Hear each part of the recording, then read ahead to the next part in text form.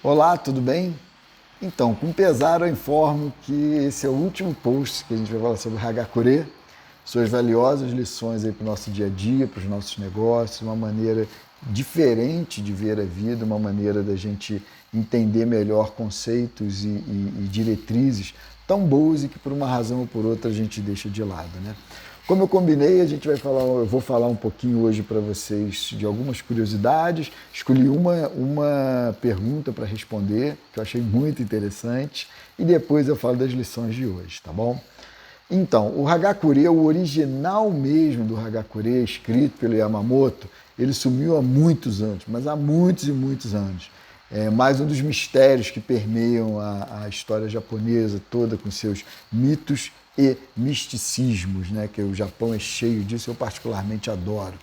Ele sumiu e aí fizeram as edições tão grande quanto, né? Não é esse pequenininho como eu falei. E o Hagakure, junto com a classe samuraica, depois ali de 1868, 1870, ele ficou um pouco de lado, obviamente, não existiam mais samurais, eles não podiam mais portar armas, então ele foi caindo, né, enfim. Mas aqueles conceitos ficaram enraizados são enraizados até hoje em grande parte do povo japonês. Então, o que aconteceu?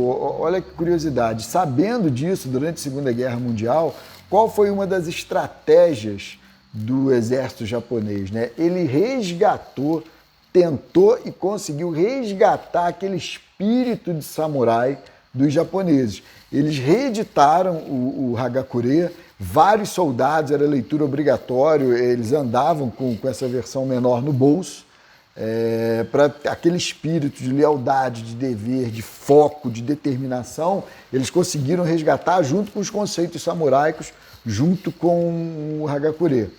Pós-guerra, já falando nos negócios, né, também foi de extrema importância. Algumas faculdades no Japão até hoje utilizam o Hagakure. Dentro da história samuraica, você utiliza também, até já em universidade nos Estados Unidos, na Inglaterra, o livro de Cinco Anéis, que é de Miyamoto Musashi, que esse fala só sobre estratégia. É um tratado sobre estratégia muito, muito bom. Talvez um dia eu consiga falar sobre isso. É outro tema que eu adoro, que é estratégia, né? Então, basicamente é isso. O samurai, ele vivia pelo código de conduta dele, né? Resumindo, né, o que eu falei para vocês em todos esses posts, né? O código de conduta era não escrito, e aí o Yamamoto fez o Hagakure tentando botar no papel tudo aquilo que ele viveu, né? Um samurai que viveu realmente, participou da história com H, e trouxe essa maravilha aqui pra gente. Obviamente que se você comprar o Hagakure e for ler o Hagakure, tem coisas que efetivamente não se adaptam na nossa vida hoje, né? Tem muita coisa ali, era um período extremamente machista, então você tem coisas que não se aplica hoje. A maneira como criava os filhos também, com uma rigidez muito forte, talvez também não seja empregada hoje, né, da maneira que era, mas tem muita coisa que a gente se utiliza, como essas lições que eu trouxe para vocês, tá? E respondendo a pergunta, tem a ver com machismo, porque eu recebi um comentário do tipo, pô, samurai só tinha só homens, né? E não, era um número reduzido, mas existia samurai também mulher. Elas eram chamadas, eu anotei aqui que é um nome complicado, Onabugeisha. Onabugeisha. Eram as samurais mulheres. Então, mulheres, vocês também podem e devem ter o espírito samurai, porque vocês também foram da classe samuraica. Tá bom? As lições que eu trouxe hoje para vocês são curtas, profundas e vale a reflexão. Ter apenas sabedoria e talento é o que menos conta. O que ele está falando com isso? Você só ter técnica, parte acadêmica, você gostar de fazer alguma coisa, levar jeito para aquela coisa, é importante. Mas se você não tiver o espírito de realizar, e o samurai ele bate muito nisso, Miyamoto Musashi, no livro de Cinco Anéis, fala sobre a coisa de você ter o espírito de realizar. Não vai adiantar, porque você já deve ter visto muita gente, até nos esportes ou na vida empresarial, que não tem muito conhecimento, não tem muita técnica, mas tem uma vontade, cara, tem algo dentro dele que, sabe, que repõe toda essa falta que a técnica e a sabedoria pode trazer, porque ele consegue fazer isso. Agora, se você tiver só a sabedoria e só a técnica, sem a vontade de realizar, a chance das coisas não acontecerem é muito maior. Então a gente tem que olhar para dentro e ver a vontade conta e muito na nossa vida.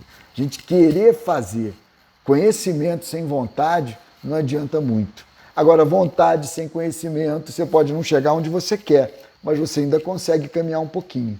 Então vamos atentar para essa lição. Ó. Ter apenas sabedoria e talento é o que menos conta. Tá bom? Vamos para outra. É difícil os hábitos de um tolo mudarem para o altruísmo. Essa é profunda, né? O mundo hoje precisa ser mais altruísta, né? Quando ele chama aqui do tolo, quer dizer aquelas pessoas que são egoístas, que olham só para si, que olham só para a sua primeira geração ali, segunda da sua família, que não vê que a gente está num mundo, né?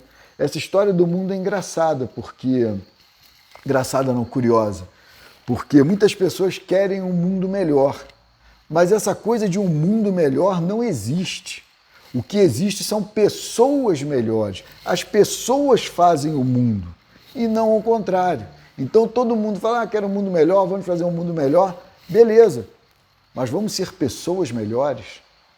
Vamos trabalhar na formação dos nossos jovens, das nossas crianças, para terem bons exemplos, mostrar como é importante você pensar no outro, como é importante, até na disputa de mercado, é horrível às vezes você estar sozinho em determinado nicho de mercado e não ter ninguém atrás de você, do teu lado.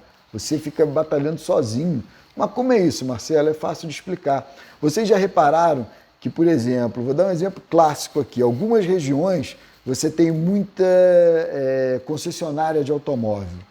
É difícil uma concessionária ficar sozinha num canto, nem que seja 100 metros, 50 metros, 150 metros de distância, você olha, tem uma concessionária do lado da outra.